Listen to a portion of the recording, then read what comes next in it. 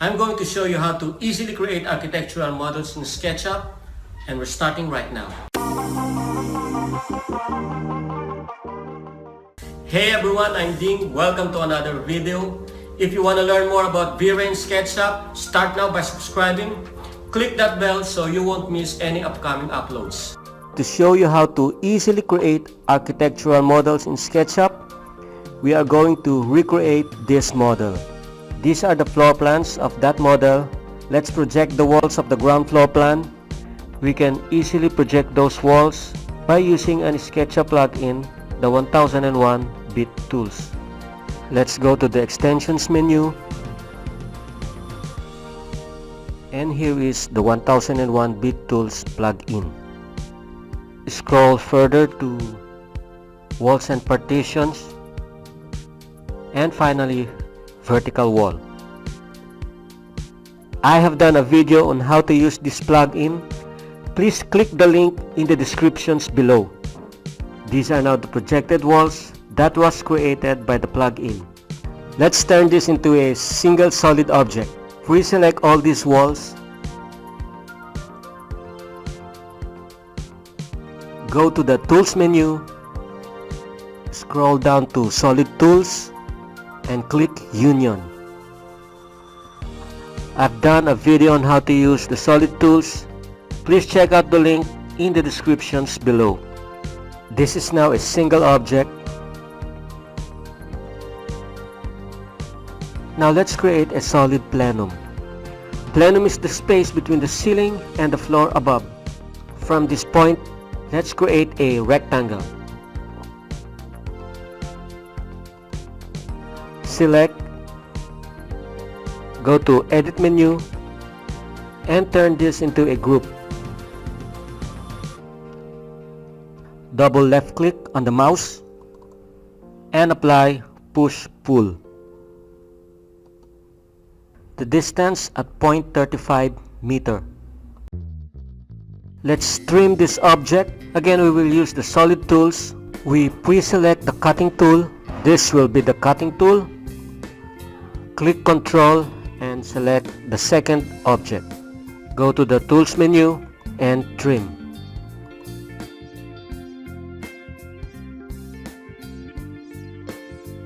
Double left click on this solid object. Triple left click and press Delete. Let's hide this for a while.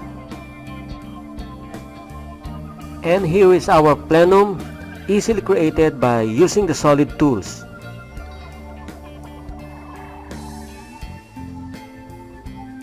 Let's do the same thing with our ground floor slab, elevated at 0.2 meter.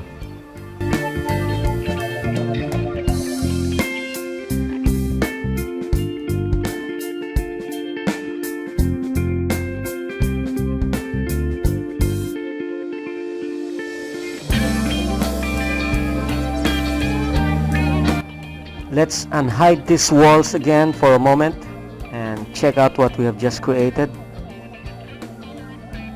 And there it is, we have just easily created our third solid object. Let's head on to our second floor plan, repeating the same thing, projecting the walls and everything. And we have this single solid object. Now let's place this one on top of this.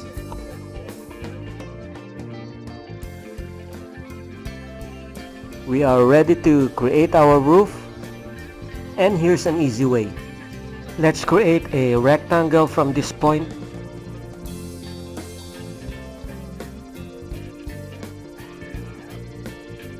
Convert it into a group.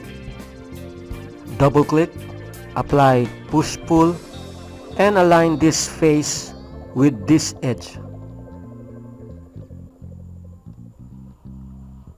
Align this face with this face, copy this line, and move it at a distance of 1.80 meters along the blue axis. Create a line from this point to this point. Apply push-pull on this face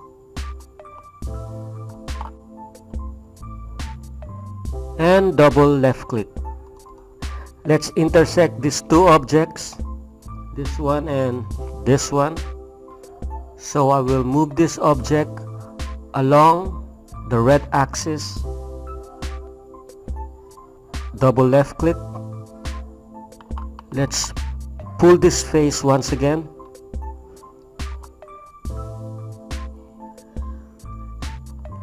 Double left click. Once again, we will be using the solid tools. We first pre-select this object. Being the cutting tool, select the next object, this one. Go to the tools menu and click subtract. Now let's create the roof component itself. Draw a rectangle. Turn it into a group. Let's create a solid block. Apply push-pull at a distance of say 0.30. Align up to this edge. Once again, push-pull at a distance of 1 meter. Let's pull this one and align it to this edge. Push-pull at a distance of 1 meter. Let's align this face. Let's align this face with this edge and pull at a distance of 1 meter. Let's create another block from this second floor plan. From this point, draw a rectangle. Using the line tool, draw this outline.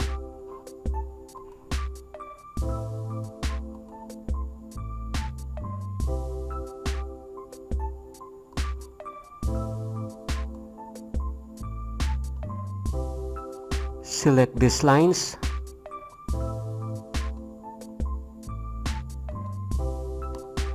Press F on the keyboard and offset it at a distance of 1 meter.